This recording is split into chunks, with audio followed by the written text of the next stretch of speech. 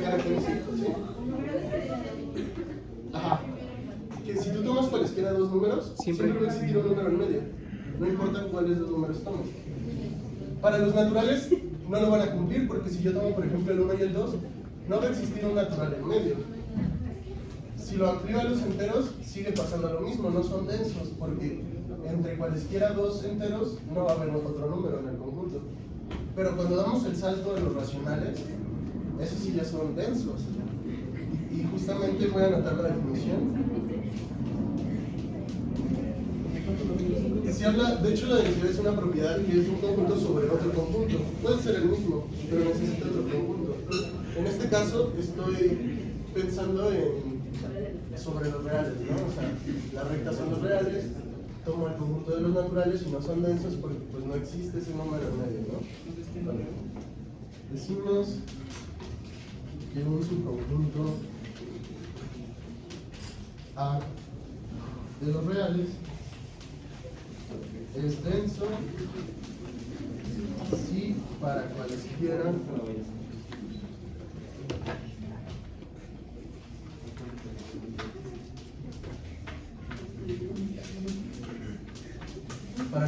los reales va a existir un elemento del conjunto tal que va a estar en medio de sus dos. ¿Sí? Y lo voy a probar mostrando que los racionales son densos en sí mismos. Y eso probaría que o sea, lo que quiero probar es que los racionales son densos en los reales. Y esa es como la proposición.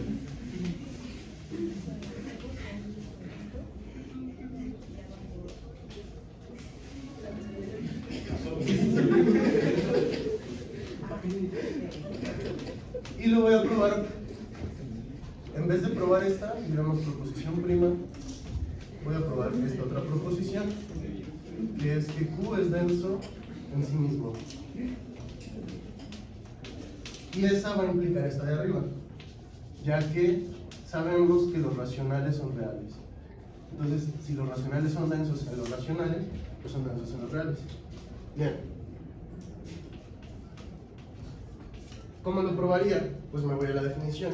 Quiero probar que son densos, entonces deberían de cumplir la definición de ser densos. Vamos a alterar esta definición para que esté de acuerdo a lo que quiero demostrar. Vamos a decir que Q es un subconjunto, de Q es denso en Q si para cualesquiera X y Y en Q existe un número en Q tal que pasa esto.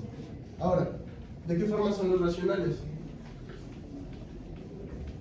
La definición me dice, tómate cualesquiera dos elementos de tu conjunto, entonces tomo dos racionales, los voy a llamar R1 y R2. Y como son racionales, yo sé que los puedo ver de esta forma, como una fracción. ¿Sí? R2 igual a P gorrito entre tu gorrito. ¿Okay? Ya tengo mis dos racionales arbitrarios. Debo demostrar que existe un racional en medio. ¿Qué racional suena muy natural de escoger? Hagamos un dibujo. Estamos por ahí en la recta. Escogí una R1 y una R2. Ahora, sin perder generalidad, vamos a suponer que R1 es menor a R2. ¿Por qué uso sin perder generalidad? Pues porque en realidad no afectaría si R2 fuese mayor, ¿no? Solo los renombres y ya. Entonces, bueno, supongo esto sin perder generalidad. Yo quiero exhibir un racional en medio. El más natural, pues, es el punto medio. R1 más R2.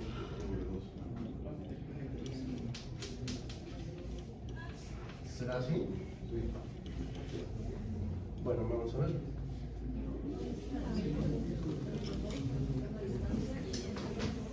La propiedad de la cotidiana podría servir ¿no? Sí, pudiera ser. ¿Cómo lo probarías con la propiedad? Pues se sabe que hay un n que es, o sea, que va a ser 1 sobre n, que es más chico que, no sé, que en este caso es R2. Ok. Y no sé. ¿Así? Sí, no. Eso eso se cumple por la propiedad arquimediana. Ajá. Que bueno, en realidad aquí estarías usando el principio de divisibilidad infinita, que es equivalente a la propiedad arquimediana. Que la diferencia, la propiedad arquimediana te dice, para cualquier real que tú tomes va a existir un natural que le gana.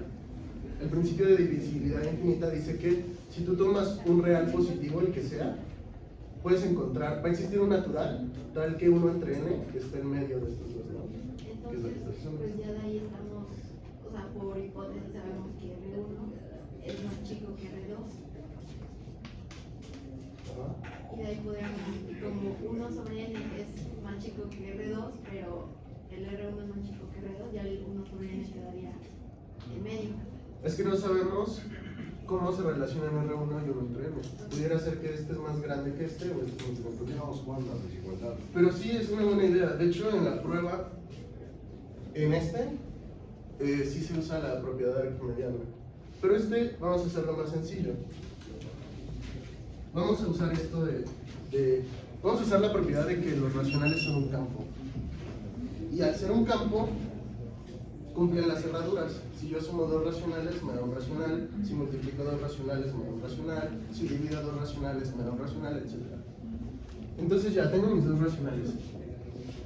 Y el que propuso su compañero es este, ¿no? Entonces, voy a demostrar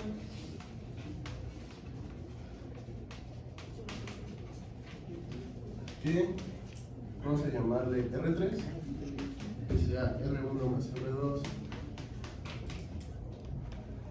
entre 2, es el que me sirve. Cumple que R1 es menor que R3 y menor que R2. Entonces vamos a ver eso. Pues hacemos resolvemos eso, ¿no? O sea, sumamos las fracciones. R1 más R2 entre 2, pues en realidad es P entre Q más P gorrito entre Q gorrito entre 2. Y esto es igual a, tendría Q por Q gorrito, P Q gorrito más Q P gorrito. Solo estoy multiplicando las fracciones, ¿ok? Y aquí uso la ley del sándwich, se multiplica este con este, y luego este con este. Y me queda abajo 2 Q gorrito, y arriba me queda P Q gorrito más Q P gorrito. ¿Ok? Por lo que les mencionaba, esto es un racional, porque el producto de racionales es racional, la suma de racionales es racional, y el cociente de racionales es racional. Esto es un racional. ¿Ok? Ahora, lo que habría que ver es que en efecto está en medio de estos dos. ¿Sí? Hasta el momento todo bien. Y estarán de acuerdo que si demuestro que en efecto está en medio de estos dos, ya habría demostrado esta proposición. Porque habría tomado dos racionales arbitrarios y habría demostrado que existe un racional en medio de ellos dos. De hecho es curioso porque si estamos pensando en la recta, tú tomas, digamos que la vamos a empezar a llenar con los conjuntos. Primero uso todos los naturales y no se llena. Quedan de hecho como barrancas, como que algo. Luego, si agrego los enteros, pues no resuelve el problema. Sigue habiendo grandes huecos. Si ahora empiezo a tapizar la recta con los racionales, pues voy a empezar a llenar. Y de hecho los racionales van a cumplir que son densos. Es decir, entre estos dos va a haber un racional, entre estos dos va a haber un racional. Y así, pareciera que la tapiza, ¿no? Porque no importa qué tan cercanos los tomes, va a haber un racional en medio. Pero los racionales no cubren a la recta. Por eso es que es necesario el axioma del supremo. De hecho, intuitivamente pareciera que ok, bueno, no la cubren, pero casi, ¿no? Resulta que hay infinitos más grandes que otros infinitos. Luego hablamos de eso, pero por ahora no. De hecho, sí es una discusión que quiero tener con ustedes, pero no ha habido tiempo. Bueno, por el momento créanme que hay infinitos de diferentes tamaños, ¿ok? Se me puede demostrar matemáticamente muy fácil. Bueno, aquí estoy ya usando para tapar la recta ya vi que no es suficiente con que el conjunto sea infinito. Los naturales son infinitos y no la tapan. Bueno, tal vez la propiedad que falte es la densidad, ¿no? Bueno, pues va a resultar que la cantidad de hoyos que quedan en la recta, que serían los puntos que no son racionales, va a ser un infinito más grande que el de los racionales. Es decir, que aunque pareciera que la recta se está llenando de racionales, en realidad está dejando un montón de hoyos, más hoyos que puntos que tiene la recta. Es como contraintuitivo, pero es muy bonito.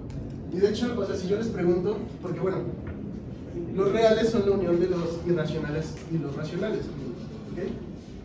Si estoy diciendo que los racionales no la llenan, pues la llenarán los irracionales, ¿no? Es decir, los irracionales es un infinito más grande que el de los racionales.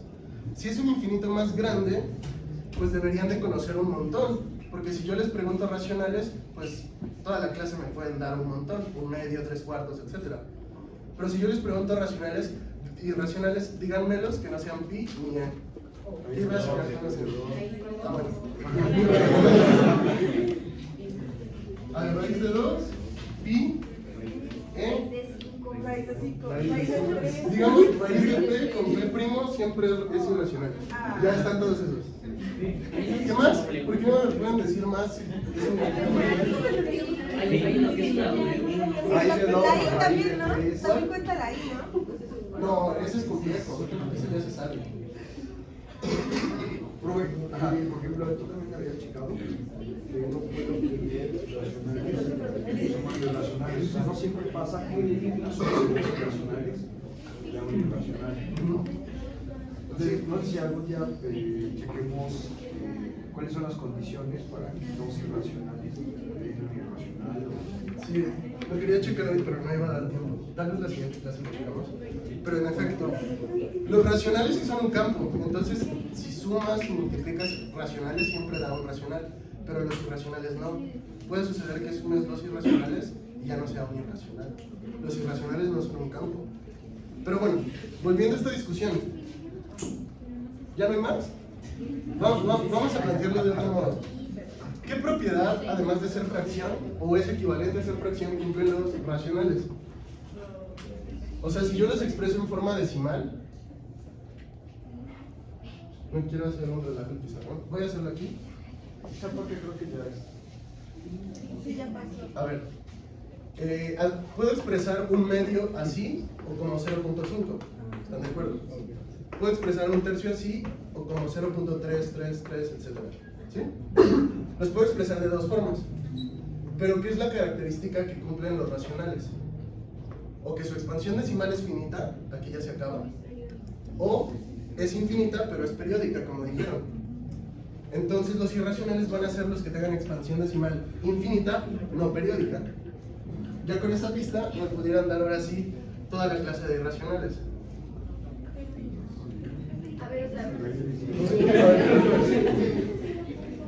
Hasta ahorita comprenme esto, porque no se los he demostrado, que los irracionales es un conjunto un infinito más grande que el de los racionales. ¿Okay? Suponiendo que eso es cierto, pues en teoría me deberían de poder dar un montón de irracionales más fácilmente que racionales. Pero nada más se les ocurrieron estos. Igual en su momento a mí se los ocurrieron estos. Pero dijo que cualquier raíz no vale. Ahora, les estoy diciendo que los racionales se pueden ver de dos formas, como una fracción o de forma decimal. Pero la condición que cumplen en forma decimal es que o es finita o es infinita pero periódica, es decir, se repiten. Por ejemplo, otro racional sería, no sé, 3.14, 14, 14, etc. Se repite el 14. No necesariamente es un único número. Con esa pista, ¿qué irracional me pueden dar? ¿O qué deberían de cumplir? Que no se repita, ¿no? Entonces, ¿no? Piensen en este. 0.1, 2, 3, 4, 5, 6. ¿En algún momento se va a repetir? ¿No? ¿Es finita? No. Es un número irracional. Y si le quito el 1, sigue siendo irracional. Y si le quito el 3, etc. Ahora sí ya me pueden dar una infinidad, ¿no? Denme un par. 0.2, 3, 5. Los primos, ¿no? Ok, ese sería otro ejemplo, que los dígitos sean los primos. Por ejemplo, también podemos decir todos los múltiplos de 2. Ajá, también. Por ejemplo, no sé, 3.2, 4, 6, 8, 10, etc. O también pudiera ser este número, 0.1, 0, 1, 1, 0, 1, 1, 0, etcétera. ¿Sí? Todos esos son irracionales. Y bueno, mi parte favorita del curso de cálculo fue justo lo de los infinitos y de construir a los reales teniendo en cuenta esto. De hecho, cuando llevé la materia, el profesor no nos quería decir que existía el examen supremo y simplemente estábamos como que empezando a intentar llenar la recta. Y veíamos, pues, ¿qué más necesitamos pedirle para que la llene?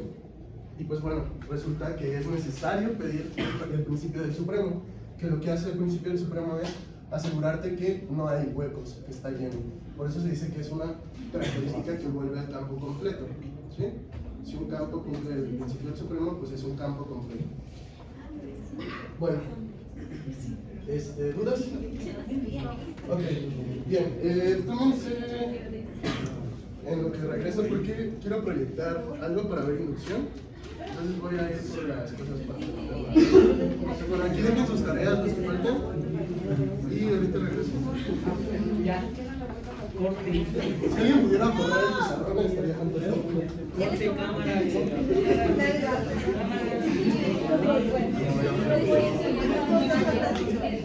Cámara. Cámara, corte. Ya.